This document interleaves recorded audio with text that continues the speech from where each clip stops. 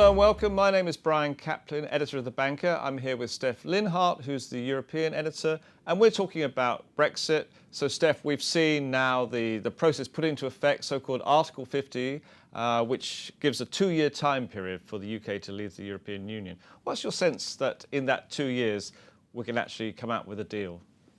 Well, it's a difficult question, isn't it? Everyone is wondering if this is going to happen. 2 years is quite a short time frame, and already now we've got some disagreements. The UK is putting a significant stress on wanting to discuss trade at the same time as discussing leaving the EU, while the EU is saying, look, we want this divorce to happen first, and then we're talking trade. Okay, but one of the things, big contentions is going to be money, isn't it? So it's very clear that the European Union is concerned that the UK should pay both an exit fee and perhaps contribute to the budget going forward. Well, money is always a difficult issue, isn't it? It's a red flag here in the UK. Obviously, Brexiteers, especially people wanting to leave the EU, are not very happy if they do have to carry on contributing. And of course, they sold it to the electorate on the basis that there would be money saved. Sure, exactly. And OK, we can carry on with that for a while. That's a difficult issue anyway because of some of the... But from the EU side, I mean, it looks as... I mean, the point is if they lose a net contributor, you know, where are they going to make up that money? And you can imagine a very big argument between the Remainers about the remaining nations about where that money is going to come from. Yeah, so this is a difficult question. And what the EU is obviously making a very significant point about is we have agreed to certain spendings in the coming years, and the UK, as a member of the EU, has made contribution agreements commitments then. So obviously that has to be fulfilled.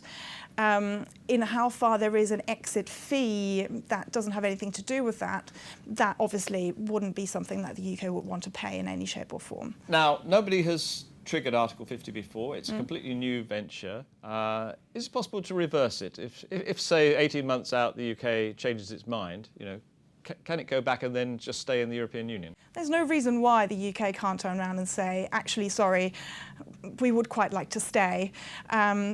Theresa May obviously has made this statement in Parliament that this is an irreversible process and we're leaving, but it is not. If the UK decides it wants to stay, there wouldn't be a reason why it can't.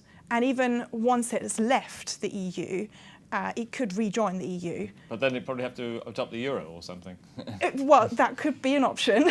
And you've heard some voices from some EU members who would have said, well, the UK would have to join the queue at the end of all the other countries behind, I guess, Turkey, to join the EU, which I don't know if that would actually happen, though. Now, what about the banks?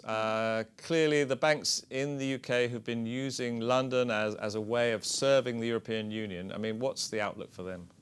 Difficult to see. The banks are obviously keeping a watchful eye on what's going on. We've already seen some banks announce that they will send some of their employees over to European cities like Frankfurt, Paris. But the UK is not going to lose its special status, London, the City of London. No one thinks this is actually going to happen, that the special status of the City of London is going to disappear. I mean, one of the things that people said to me is actually, you know, the key really is the talent pool, and you don't find an equivalent talent pool in any other European city. The difficult question is obviously passporting rights, and that's something that the UK banks will lose when we are leaving. The UK is leaving the single market, which Theresa May said that she wanted. So passporting rights will very likely disappear, which means that it will be harder for the UK banks to access the European market, which will probably mean that they will have to come up with some equivalency rules, and with that, there has to be some kind of agreement that these rules can actually be seen into the future and be relied upon. Steph, thanks very much. I'm sure we'll be talking about it many times over the next couple of years. Thank you.